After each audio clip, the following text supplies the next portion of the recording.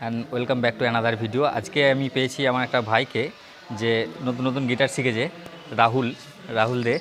তো আজকে এর সঙ্গে গিটারে কিছু স্কেল আমরা জানবো আর কিছু শুনবো, নতুন নতুন ট্রাই করছে। তো তো চলো শোনা যাক ওর কাছে কিছু গিটার।